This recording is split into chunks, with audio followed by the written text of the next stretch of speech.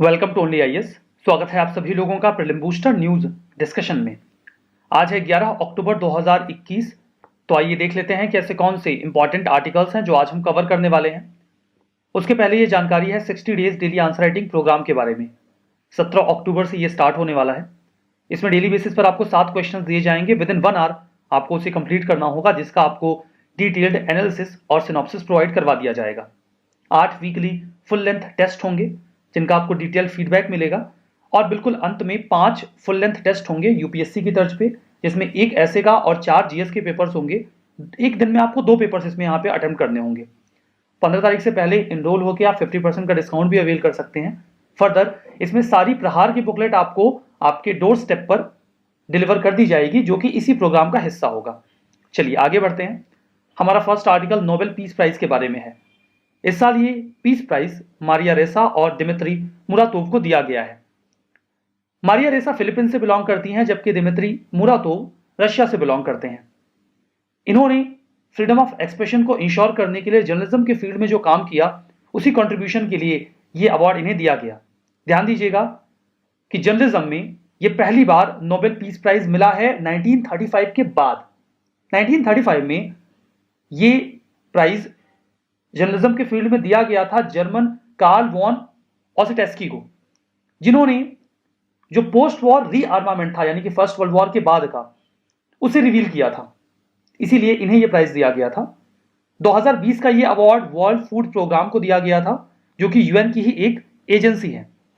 मारिया रेसा के बारे में बात करें तो इन्होंने इन्वेस्टिगेटिव जर्नलिज्म के फील्ड में काफी बढ़िया काम किया, जहां पर आप चीजों को खोजकर लोगों के सामने रखते हैं। 2012 में इन्होंने कुछ और साथियों के साथ मिलकर रैपलर फाउंड किया था। ये एक डिजिटल मीडिया प्लेटफॉर्म है जो कि इन्वेस्टिगेटिव जर्नलिज्म में काम करता है। ये इसकी हेड रही काफी लंबे समय तक। काम ये था कि जो प्रेसिडेंट रोड्रिगो दुतेर्ते हैं, उनकी एट्रोसिटीज को लोगों के सामने लेकर आना। उन्होंने एक कॉन्ट्रोवर्शियल कैंपेन चलाया था, एंटी ड्रग कैंपेन, जिसके नाम पे उन्होंने अपने कई सारे ओपोनेंट्स को जान से मार दिया। इस चीज को पब्लिक डोमेन में लाने का काम किया गया। 2021 के वर्ल्ड प्रेस फ्रीडम इंडेक्स की बात करें तो फिलीपींस की रैंक 138 है। आप सरप्राइज होंगे ये जानकर कि इंडिया की रैंक फिलीपींस से खराब है, यानी कि 142 है। इंडिया को इस बारे में कंसर्न डेफिनेटली होना चाहिए। इन्होंने कुछ राइटिंग्स भी करी हैं, जैसे कि सीड ऑफ द टेरर, एक आई विटनेस अकाउंट है अलकायदा के न्यूज सेंटर का। Further from bin Laden to Facebook, 10 days of abduction, 10 years of terrorism, ये इनकी कुछ राइटिंग्स हैं। बात करते हैं दिमित्री मुरातोव के बारे में। इन्होंने फ्रीडम ऑफ स्पीच को रशिया में डिफेंड किया, काफी चैलेंजिंग कंडीशंस में, मतलब ऐसी कंडीशंस में जब आपकी जान को खतरा हो। रशिया की रैंक 2021 के वर्ल्ड फ्रीडम इंडेक्स में इंडिया से खराब रही है। रशिया को 150 रैंक किया गया है। इन्होंने अपनी 50 कलीग्स के साथ मिलकर नोवाया गेजेटा, एक प्रकार का न्यूज़पेपर स्टार्ट किया था 1993 में। तो कुल मिला के वो इसके एक फाउंडर भी थे, और इन्होंने 1995 से ही इस न्यूज़पेपर के एडिटर इन चीफ का काम संभाला। एक US based non profit committee है, कमेटी टू प्रोटेक्ट जर्नलिस्ट। उनके प्रयासों से इन्हें इंटरनेशनल प्रेस फ्रीडम अवार्ड भी दिया गया 2007 का। मैं आपको बता दूं कि मुर्तोव के कलीग्स में 6 लोगों को जान से मार दिया गया जब से न्यूज़पेपर स्टार्ट हुआ। ये अक्सर हैरेसमेंट, थ्रेट और वायलेंस, फर्दर मर्डर भी फेस करते रहे हैं अपने ओपोनेंट्स के द्वारा। ऐसी टफ कंडीशंस में freedom of speech and expression को इंश्योर करने के लिए इन्हें ये पीस प्राइज दिया गया। हमारा next article multi dimensional poverty index 2021 के बारे में है। यूएन की एक रिपोर्ट आई है इस संबंध में, जहां यह कहा गया है कि इंडिया में वो लोग जो मल्टी डायमेंशनली पुअर हैं, अभी हम इनकी संख्या की बात नहीं कर रहे हैं, हम बात कर रहे हैं जो भी लोग मल्टी डायमेंशनली पुअर हैं, उनमें से 6 में से 5 लोग ऐसे होते हैं जो या तो लोअर ट्राइब से या फिर लोअर कास्ट से बिलोंग करते हैं। मतलब यहां पर भी एक डिवाइड देखने को मिल रहा है। मल्टी डायमेंशनली पुअर होने का क्या मतलब है समझेंगे। इस इंडेक्स को तैयार किया जाता है Oxford poverty and human development initiative के द्वारा, further United Nations development programme के द्वारा। 2010 से ही ये इंडेक्स या ये रिपोर्ट आ रही है। ये जो रिपोर्ट है इसमें 109 डेवलपिंग कंट्रीज में मल्टी डायमेंशनल पॉवर्टी की सिचुएशन को एक्सप्लेन किया जाता है। मल्टी डायमेंशनल पॉवर्टी का क्या मतलब होता है? देखिए, एमपीआई इस आइडिया पर बेस्ड है कि पॉवर्टी यूनिडायमेंशनल नहीं होती। मतलब आपके पास पैसे नहीं है, सोर्स ऑफ इनकम नहीं है, तो आप पुअर हैं। या आपके पास हेल्थ एजुकेशन नहीं है तो आप पुअर हैं। कई सारी चीजें होती हैं जो एक व्यक्ति को पुअर बनाती हैं।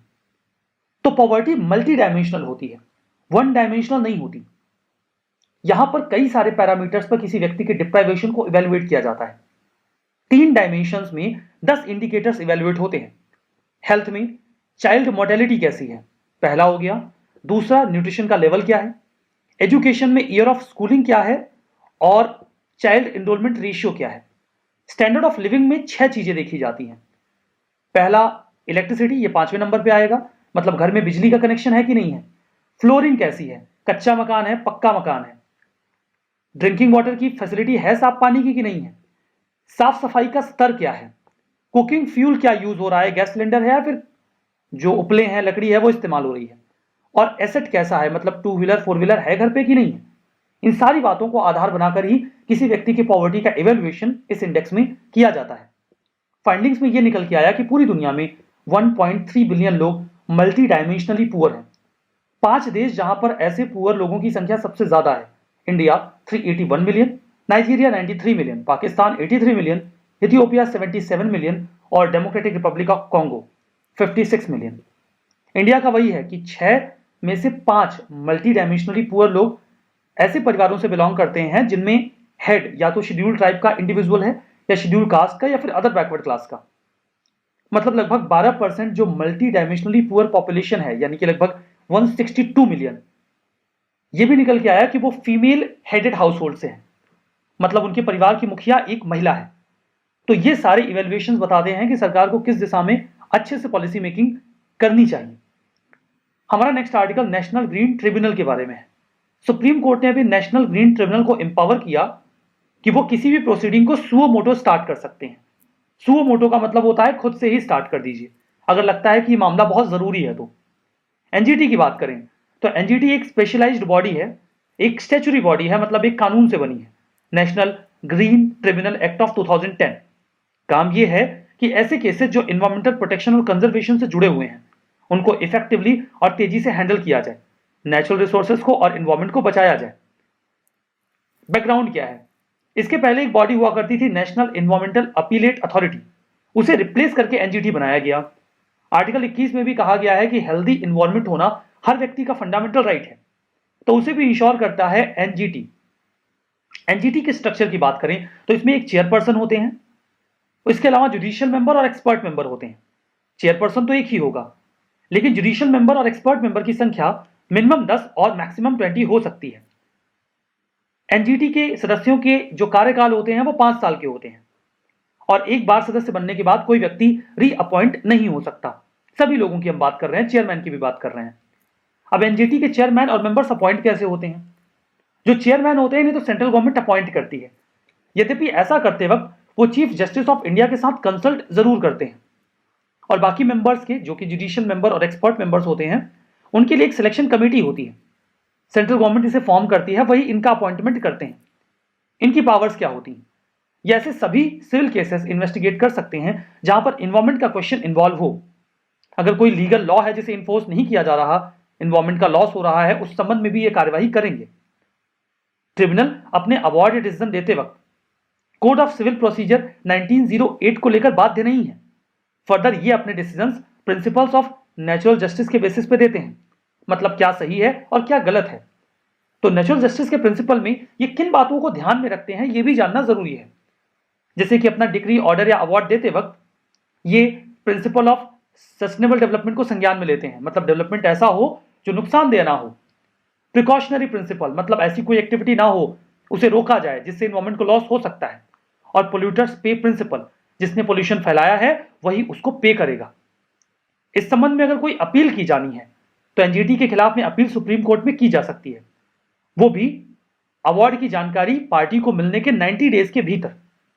एनजीटी हेडक्वार्टर्ड है 5 जगहों पर, मतलब इसका सेंटर जो है, प्रिंसिपल प्लेस तो न्यू दिल्ली है, इसके अलावा इनकी सिटिंग्स होती हैं चेन्नई, कोलकाता, पुणे और भोपाल में भी। इस संबंध में एक प्रश्न प्रीलिम्स 2018 में आया था। पूछा गया था कि NGT central pollution control board से कैसे अलग है। पहला स्टेटमेंट यह था कि एनजीटी एक एक्ट से बना है, जबकि सीपीसीबी गवर्नमेंट के एक एग्जीक्यूटिव ऑर्डर से। दूसरा ये था कि एनजीटी इन्वायरमेंटल जस्टिस के लिए लिटिगेशन के बर्डन को कम करता है क्योंकि मामले ये हैंडल कर लेते हैं, जबकि सीपीसीबी क्लीनलीनेस को प्रमोट करता है स्ट्रीम्स और वेल्स में और एयर क्वालिटी को भी इंश्योर करता है। तो दूसरा स्टेटमेंट तो सही है, पहला गलत है क्योंकि दोनों ही बॉडी स्टैच्यूरी हैं, दोनों ही लॉ से बनाई गई हैं। Central pollution control board water act of 1974 के तहत बनाया गया। हमारा यहां पर अब हम आगे बढ़ेंगे। हमारा next article national digital live stock mission के बारे में है। लाइव स्टॉक का मतलब होता है मवेशी, गाय, भैंस, बकरी। Union minister of fisheries, animal husbandry and dairy ने अभी एक national digital live stock mission blueprint तैयार किया है। इसे तैयार किया गया गुजरात के आनंद नाम की जगह पर, जहां पर आपको नेशनल डेयरी डेवलपमेंट बोर्ड का सेंटर भी मिलेगा। ये है क्या? ये काइंड ऑफ डिजिटल प्लेटफॉर्म है जिसे department of animal husbandry and dairying यानी कि DAHD और NDDB यानी कि नेशनल डेयरी डेवलपमेंट बोर्ड के द्वारा मिलकर बनाया गया है। यहां पर information network for animal productivity and health INAPH का जो डिजिटल इंफ्रा था उसका ही इस्तेमाल करके इस प्लेटफॉर्म को तैयार किया गया। NDLM का उद्देश्य यह है कि farmer centric technology enabled ecosystem तैयार किया जाए ताकि जो भी लाइव स्टॉक, गाय, भैंस, मवेशी जो भी किसानों के पास हैं वो उससे बेटर इनकम अवेल कर सकें। इसमें हर लाइव स्टॉक को एक यूनिक आइडेंटिफिकेशन नंबर दिया जाएगा। वो एफर्टलेसली मार्केट को एक्सेस कर सकते हैं, वो किसी भी लोकेशन पे हो। उन्हें मवेशी बेचने या खरीदने हो या उनके प्रोडक्ट बेचने खरीदने हो तो इससे उन्हें सहूलियत मिलेगी। हमारा नेक्स्ट आर्टिकल पाक बे स्कीम के बारे में है। यूनियन गवर्नमेंट कंसीडर कर रही है कि पर यूनिट कॉस्ट जो डीप सी फिशिंग वेसल्स की है उसे बढ़ाया जाएगा। ऐसा पाक बे स्कीम के तहत किया जाएगा ताकि डीप सी फिशिंग फिशरमैन के लिए ज्यादा अट्रैक्टिव बने। मुझे पूरी उम्मीद है कि अभी तक आपको कुछ भी समझ में नहीं आया है। थोड़ा बैकग्राउंड के साथ समझते हैं। मैप में लोकेशन देखिए, यह है गल्फ ऑफ मन्नार, यहां इंडिया का स्टेट है तमिलनाडु, यह है श्रीलंका, यह है एरिया पाक बे का जहां पर इंडिया और श्रीलंका दोनों ही देशों के फिशरमैन फिशिंग करते हैं। मैरीटाइम बाउंड्री को डिवाइड किया गया है इंडिया और श्रीलंका के बीच में, यह पाक स्ट्रेट है। अब देखिए जो तमिलनाडु के मछुआरे हैं वो वनडे फिशिंग के आदती हैं। वो अपनी छोटी सी नाव लेकर पाक बे में जाते हैं, सुबह जाएंगे और शाम को मछलियां पकड़ के वापस आ जाएंगे। अब यहां पर दो समस्याएं होती हैं। चूंकि इस रीजन में बहुत ज्यादा फिशिंग होती है, श्रीलंका के फिशरमैन भी करते हैं और इंडिया के फिशरमैन भी करते हैं। मछलियों की यहां पर कमी है, सरफेस पर मछलियां कम मिलती हैं, तो समंदर की तली से मछलियां पकड़नी पड़ती हैं। समंदर की तली से मछलियां पकड़ने के लिए ट्रॉलर्स का इस्तेमाल किया जाता है। ट्रॉलर्स क्या होते हैं? ट्रॉलर्स भारी जाल होते हैं जिसे नाव के सहारे समंदर में छोड़ दिया जाता है। ये समंदर की तली में चले जाते हैं और तली से मछलियों को पकड़ते हैं। अब इसके दो नुकसान होते हैं। पहला तो ये कि ये समंदर की तली से चलते हैं तो नीचे का पूरा इकोसिस्टम डिसरप्ट कर देते हैं, और दूसरा ये बहुत महीन होते हैं तो ये छोटी और वेटलेस मछलियों को भी पकड़ लेते हैं जिनका कुछ खास फायदा नहीं होता। इसके अलावा एक और पॉलिटिकल डिस्प्यूट इसी वजह से इंडिया और श्रीलंका के बीच में होता है। ट्रॉलर्स के द्वारा की जाने वाली फिशिंग श्रीलंका में बैन है, तो ज्यादा मछलियां पकड़ने के चक्कर में अक्सर तमिलनाडु के मछुआरे जो ये मैरीटाइम लाइन है इसको क्रॉस कर जाते हैं और श्रीलंका की अथॉरिटीज उनको पकड़ लेती हैं। फिर इंडिया को निगोशिएट करना पड़ता है। वो कई बार मछुआरों को वापस कर भी देते हैं तो उनकी नाव वापस नहीं करते। इस समस्या का समाधान क्या हो, इसके लिए सरकार काफी लंबे समय से परेशान थी। उन्होंने एक इसका सोल्यूशन निकाला। सोल्यूशन ये था कि पाक बे में ही फिशिंग क्यों की जाए। क्यों ना हम तमिलनाडु के किसान जो फिशरमैन हैं उनसे ये कहें कि आप डीप सी में जाएं और यहां पर जाकर फिशिंग करें, सारा विवाद ही निपट जाएगा और ट्रॉलर्स का इस्तेमाल आप बिल्कुल बंद कर दें। अब बात यह है कि जो डीप सी फिशिंग होती है वो एक दिन में नहीं की जा सकती।